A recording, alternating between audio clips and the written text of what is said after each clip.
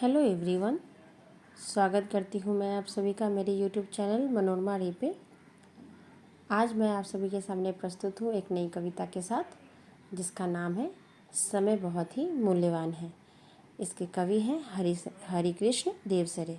हरिकृष्ण देवसरे ने इस कविता में वर्तमान समय में समय के महत्व को समझाया है, बताया है कि समय हमारे लिए कितना कीमती है, इसे व्यर्थ में नहीं खोना चाहिए। तो चलिए इस कविता को अच्छे से पढ़ते हैं और समझने की कोशिश करते हैं। वीडियो स्टार्ट करने से पहले आप सभी से रिक्वेस्ट है कि वीडियो को पूरा देखें और कविता को समझें। तो चलिए शुरू करते हैं। चला गया जो समय लौटकर कभी नहीं फिर आता, सदा समय को खोने वाला कर मल पछताता। जिसने इसे न माना उसको इसने भी ठुकराया, लाख यत्न करने पर भी हाथ न उसके आया। हो जाता है एक घड़ी के लिए जन्म भर रोना, समय बहुत ही मूल्यवान है, व्यर्थ कभी मत खोना। अर्थात यहाँ पे समय को बहुत ही कीमती बताया गया है। इसे कभी नष्ट नहीं करना चाहिए, क्योंकि जो समय बीत जाता है वो पुनः नहीं लौटता। जो कोई इस अमूल्य समय का दुरुपयोग करता है उसे जीवन भर पश्चाताप की आग में जलना पड़ता है।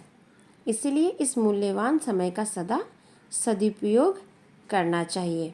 इसलिए कहा भी गया है कि काल करे सो आज कर, आज करे सो अब, पल में प्रलय होएगी, बहुरी करेगा कब।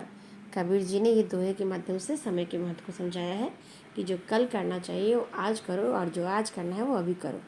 ठीक है, तो चलिए नेक्स्ट अगले पद में आते हैं।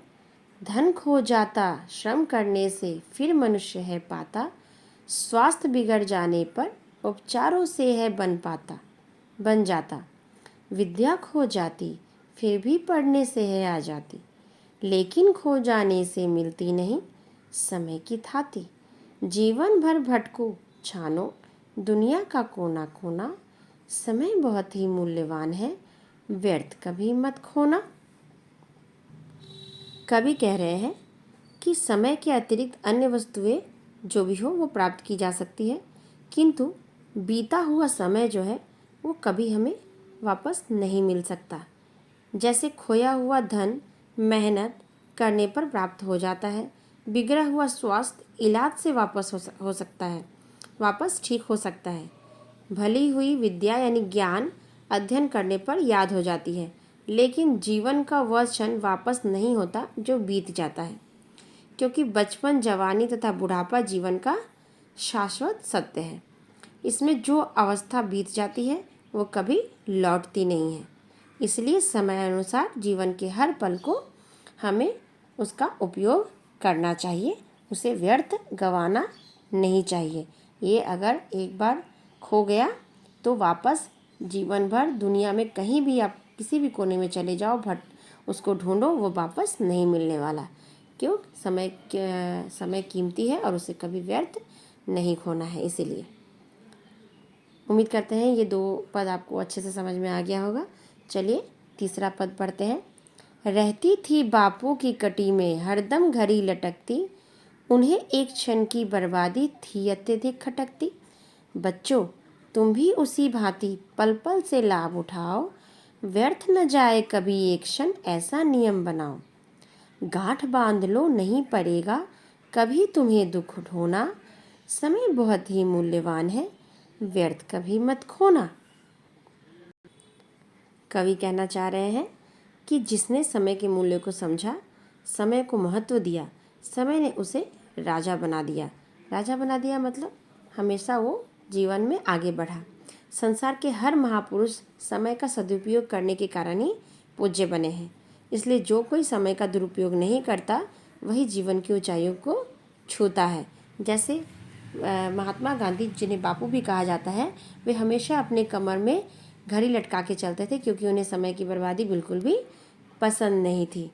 ठीक है, तो ऐसे व्यक्ति जो जीवन ऐसे व्यक्ति का जीवन हमेशा सुखमय और प्रसन्नमय बना रहता है जो समय को महत्व देते हैं। लेकिन जो समय को व्यर्थ बातों में व्यतीत कर देते हैं उन्हें जीवन पर्यंत यानी पूरे जीवन उन्हें दुखी रहना पड़ता है।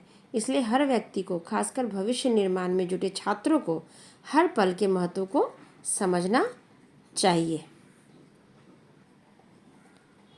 उम्मीद करते हैं आपको ये कविता अच्छे से समझ में आ गई होगी। इस कविता को अच्छे से आप बार बार पढ़िए और याद करने की कोशिश कीजिए।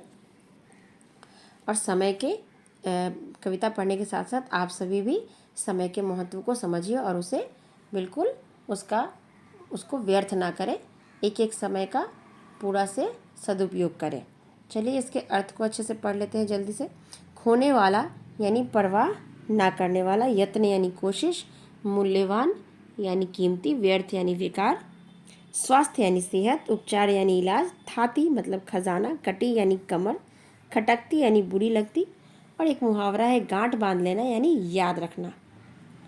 तो आप सभी को ये कविता कैसी लगी और आपको समझ में आया है नहीं ये कमेंट करके मुझे ज़रूर बताइएगा। इसके बाद मिलते हैं हम लोग नेक्स्ट वीडियो में, जिसमें मैं इस कविता से जुड़े हुए प्रश्न उत्तरों का हल करूँगी।